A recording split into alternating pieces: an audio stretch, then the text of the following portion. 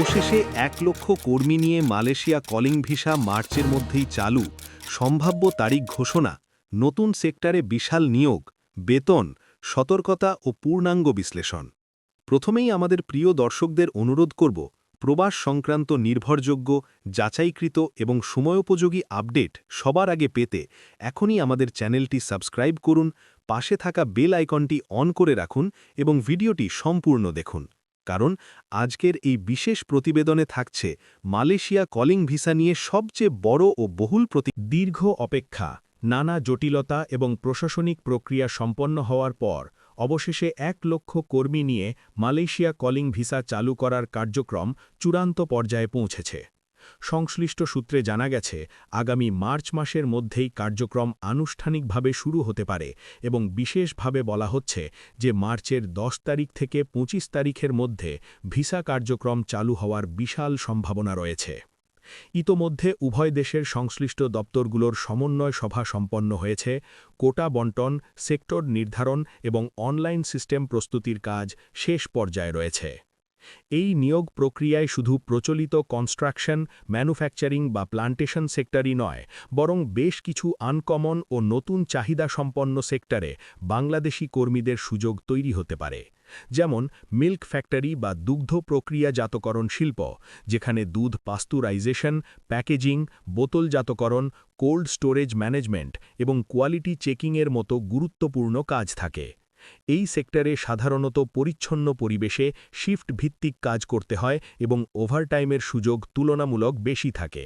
এছাড়া হোটেল ও রেস্টুরেন্ট সেক্টরে kitchen helper, food প্রস্তুতকারী সহকারী, ওয়েটার, হাউসকিপিং স্টাফ, ডিশওয়াশার এবং লন্ড্রি অপারেটর পদে নিয়োগ হতে পারে। পর্যটন শিল্প সচল হওয়ায় এই সেক্টরে চাহিদা দ্রুত বাড়ছে। পাশাপাশি frozen food processing factory, sea food packaging unit, bakery production line, super shop support staff, গুদামজাত পণ্য ব্যবস্থাপনা, ইলেকট্রনিক্স অ্যাসেম্বলি, প্লাস্টিক ও রাবার প্রোডাকশন ইউনিট এবং রিসাইক্লিং প্লান্টেও কর্মী নেওয়ার আলোচনা রয়েছে। বিশ্লেষণে সেক্টরভেদে বেসিক স্যালারি সাধারণত ১৫০০ থেকে ২০০০ মালয়েশিয়ান রিঙ্গিতের মধ্যে নির্ধারণ করা হয়ে থাকে।